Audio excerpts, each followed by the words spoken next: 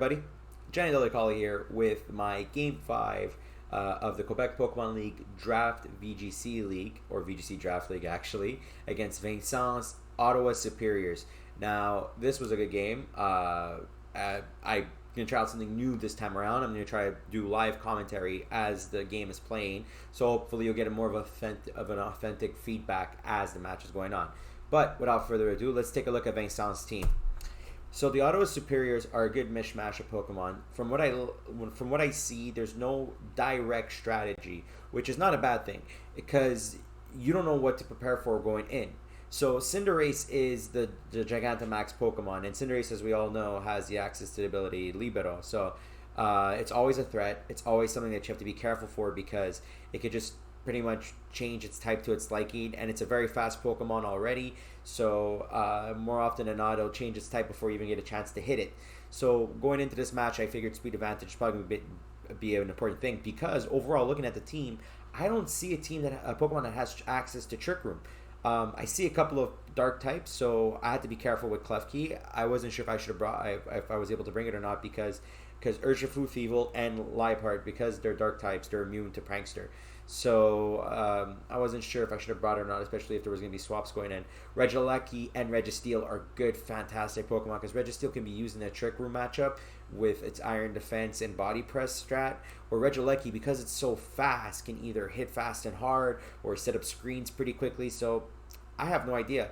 Wartortle's a good water support mon, has access to Eviolite, Fake Out, and all those other cute little things. Pikachu as well has access to Eviolite, Fake Out, and other cute little things, and Lightning Rod is an ability.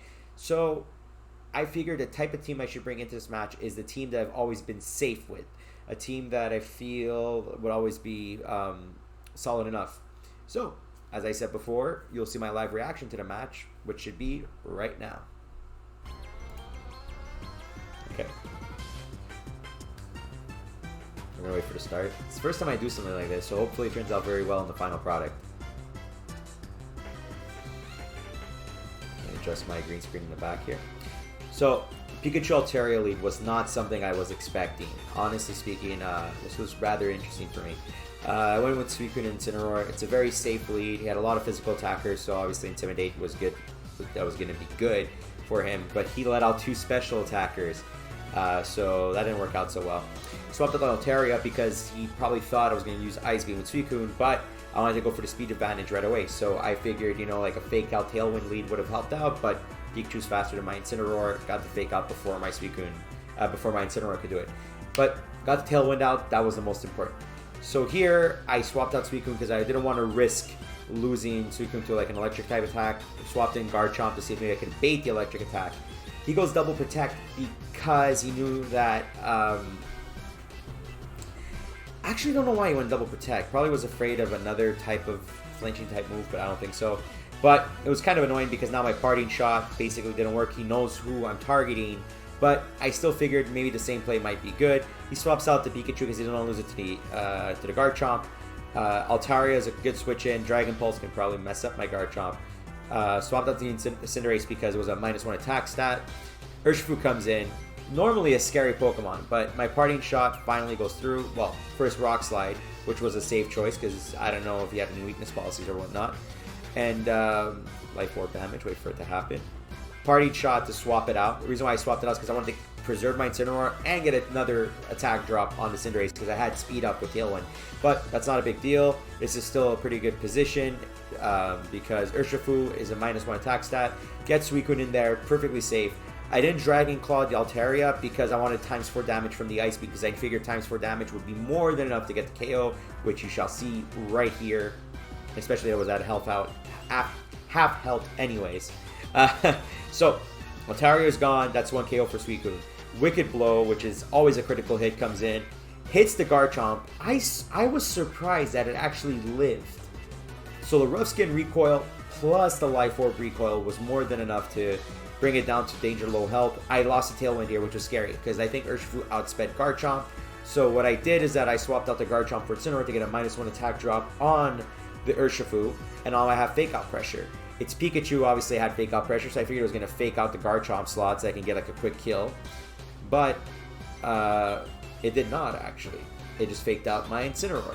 Oh, actually, no, sorry, Suicune. It would have been smarter to actually hit the Incineroar slot. I'm doing this like on the fly. Sorry, guys. So Fake Out and Wicked Blow on the Suicune. Obviously, Wicked Blow is always a crit, but Suicune's a pretty bulky Pokemon. Lived that pretty well. Inner Focus does not allow Suicune to flinch, which was perfect. So the Scald goes through, gets to Urshifu, knocks it out. That's 2 kills for Suicune, putting in work. Leftovers to recover some HP. And then from here, I knew that I was in a pretty solid position because these were the last 2 Pokemon that he had available to him. So Cinderace, Pikachu, not too much of a worry. I swapped out into Garchomp here because I knew an electric attack was heading Suicune's way. I could have easily faked out with Incineroar here, but I felt like as if that play would have been too obvious because I knew his Cinderace was going to Dynamax, or sorry, Gigantamax in this instance, and he might have just protected on Pikachu since he revealed Protect before. So I decided to go with a Parting Shot play, so like that I can get around the Protect play on the Fake Out, which, but was to my surprise, not the play. He went for Helping Hand, so Cinderace is at neutral attack damage. This is where he messed up. So I knew that the electric attack was coming into my Suicune slot, so I helped Garchomp to protect it, but he forgot about his Pikachu's Lightning Rod ability. So that's his one attack out of 3 of his Dynamax nullified. Either way, Garchomp would have just ate that up, and because it's a ground type, it's immune to it, and that would have given me still a free turn. So I'm still in a good slot. The point spot, the thing I want to do right now is kind of regain speed advantage because Cinderace is going first. But I still also want to lower its attack stat to make it almost a non-threat. So right now it's at -2 with Incineroar. But Pikachu's obviously going to go for the Helping Hand to give it back, to at least make it a -1. But a -1 Max Quake or Max Electric is still dangerous. So Helping Hand comes through. My Garchomp, I went with Dragon Claw. I don't want to go with Rock Slide because I don't want to risk any weakness policy triggers. And Earthquake would have just obviously hurt every Pokemon on the field. And Focus Sash is pretty much obvious. I get the last little attack with Dragon Claw, especially that I was Life Orb. Max Quake comes in, changing Cinderace into a ground type. So right now, it did a good chunk of damage on Incineroar, but Incineroar is going to get the Berry trigger, pretty much bringing it back up to a good portion of health. From here, if I remember correctly, I brought out Suicune. Yes, I did. Now I used a Fake Out on the Pikachu, so to get the automatic KO. And this was sort of a misplay. I went for the attack instead of going for Tailwind. I should have went for Tailwind here to guaranteed speed and wait for it to be at a, like, not have double health because of the Dynamax mechanic before I went for the attack. But because I went for Scald, it only did like about a quarter damage. It's already at +2 special defense, so that was a big mistake on my part. And I triggered its weakness policy, basically bringing it back to neutral attack. It wasn't the smartest plays by me. I should have went for Tailwind there instead of actually just going for an attack. So obviously his 3 turns of Dynamax are up. Didn't get much work from it. But here's where I'm like, okay, well, I don't want to lose my Incineroar to a ground attack, swap in Toxtricity with an Air Balloon, basically making it immune to ground attacks. Electro Ball was the electric type attack. Did it on Suicune, but Suicune's a pretty good bulky Pokemon. Took it like a champ, set up Tailwind, and now from here I'm just like, okay, let's just go offensive. So from here it's 3 Pokemon to 1. I'm in a pretty solid position, even though my other 2 are kind of weak. I figured, you know, I could just sacrifice Incineroar here. It won't hurt as much. Right now it's time to start hitting hard with Toxtricity. Now, I went for a Max Poison here because it was electric type, right? And obviously electric on electric when it worked out. And I don't think I would have gotten the paralysis off of G-Max Toxtricity. So I went for Max Poison to increase its special attack. I know it would have been probably better if I would have kept Suicune on to at least to get +1 special attack stat. But don't forget, it's also at +2 special defense. So I'm just trying to make it even from that special defense boost with my own special attack boost. So Incineroar coming in, basically it's not going to use much of that special attack boost. He uses Electro Ball here because he probably doesn't have any other attacks besides Ground, Fire, and Electric, and he wants to pop my Air Balloon. The Protect here was good because now basically he protects himself from my Fake Out, so no free damage. And then I use Maxus again to get another +1 special attack boost, bringing it to +2 special attack. Low battery. Oh no, sorry, the other way. Low battery. So okay, that's fine.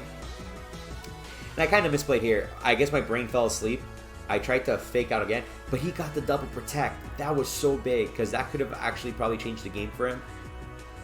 This is me being an idiot, pressing Fake Out twice in a row. It's never going to work twice in a row. Never. Here I did G-Max Toxicity because, oh my god, I'm blanking out on the attacking. Point is, I knew that he changed his type, so now I could actually get a paralysis, which I did. So now, even if my Tailwind pewtered out, which as you see right there, his speed stat is halved, so I still have speed advantage without needing Tailwind. And then basically just Overdrive for the KO, and that's it, that's all. So, hopefully you guys enjoyed the video, hopefully you enjoyed my commentary about it. If you enjoyed how I changed things up, please leave a comment about it below, or please tell me what you think of these. Please like the video, and if you haven't subscribed, please do. And the video is going to reset because that's how it's programmed to. Bye guys!